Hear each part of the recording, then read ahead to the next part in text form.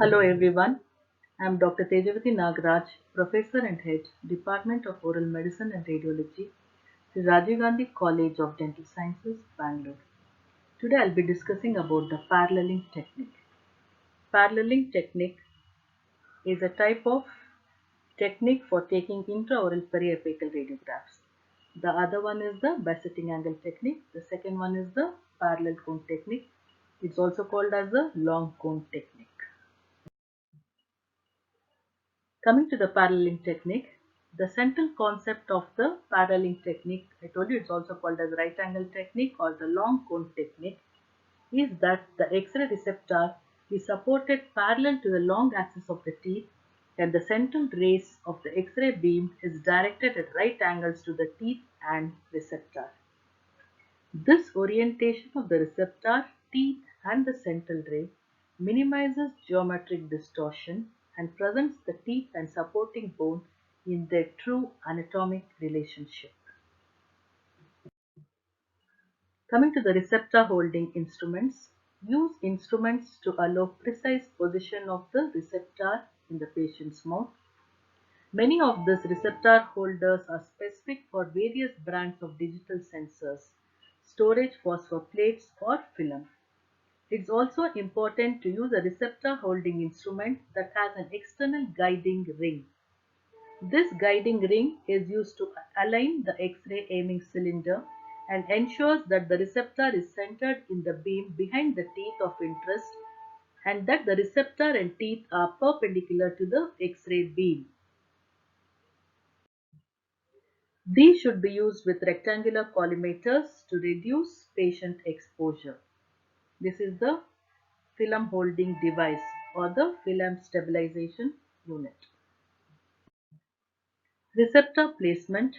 For the best images, the receptor should be positioned parallel to the teeth and deep in the patient's mouth. For maxillary projections, the superior border of the receptor generally rests at the height of the palatal vault in the midline. For mandibular projections, the receptor should be used to displace the tongue posteriorly or towards the midline to allow the inferior border of the receptor to rest on the floor of the mouth away from the mucosa on the lingual surface of the mandible. For digital sensors, patient acceptance and comfort are best when the receptor is placed in the center of the mouth. Angulation of the tube head. Angulation of the tube head. Orient the aiming cylinder of the X-ray machine in the vertical and horizontal planes to align with the aiming ring. The horizontal direction of the beam primarily influences the degree of overlapping of the images of the crowns at the interproximal spaces. This is the maxillary central incisor projection. The film is placed behind the maxillary central incisors and the film is placed parallel to the maxillary central incisors. This is the projection of the central ray and the central ray enters the patient's mouth through the tip of the nose. That's a radiograph of the maxillary central incisor using parallel cone technique. Coming to maxillary lateral incisor, again the film is placed behind the maxillary lateral incisor. The film is placed parallel to the maxillary lateral incisor. This is the position of the collimator. The film is stabilized with the film holder and that's the intraoral periapical radiograph of maxillary lateral incisor using the parallel cone technique. Next is maxillary canine projection. The film is placed behind the maxillary canine. The film is placed parallel to the maxillary canine and the film is held with the film holder and that's the intraoral periapical radiograph of maxillary canine with the parallel cone technique. Next is maxillary premolar projection. The film is placed behind the maxillary premolars. The film is parallel to the maxillary premolars. That is the position of the collimator. and that's an intraoral periapical radiograph showing the maxillary premolars using parallel technique. Next, maxillary molar projection. The film is placed behind the maxillary molars. The film is placed parallel to the maxillary molars. The central ray enters perpendicular to the object and the film, and that's the intraoral periapical radiograph showing maxillary molars. Coming to mandibular center and lateral incisors in paralleling technique. Unless the mandibular center and lateral incisors are there is proclination or spacing, all the four can be viewed in the same radiograph because they are supposed to be the smallest teeth in the oral cavity. So the film is placed behind the mandibular center and lateral incisors. The film is placed parallel to the mandibular anteriors. The central ray is entering through the symphysis. That's a periapical radiograph showing the mandibular central and lateral incisors with paralleling technique. Mandibular canine projection. The film is placed behind the mandibular canine. The film is shown placed parallel to the mandibular canine.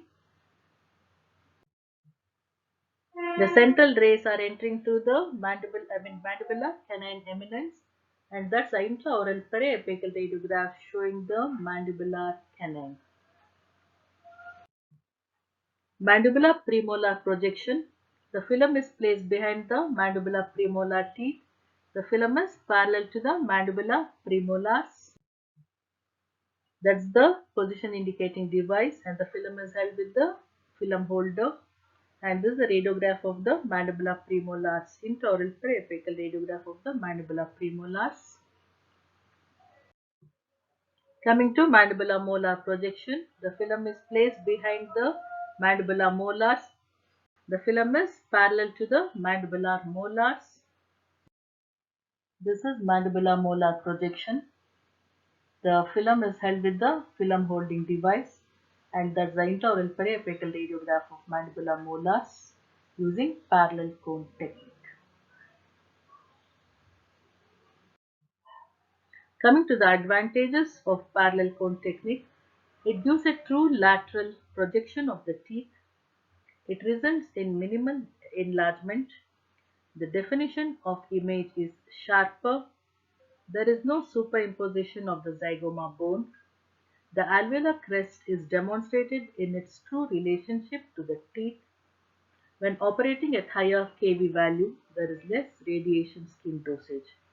When I discussed the bisecting angle technique, I told you there could be errors in angulation, whereas here there is no errors in angulation, and this gives a true lateral projection of the teeth.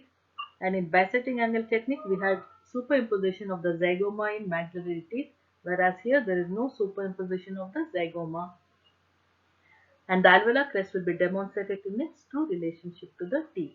And again in bisecting angle technique, the exposure of the patient is more, whereas here when operating at higher kV there is less radiation skin dosage, less exposure to the patient. Coming to the disadvantages of parallel cone technique, there are only two disadvantages.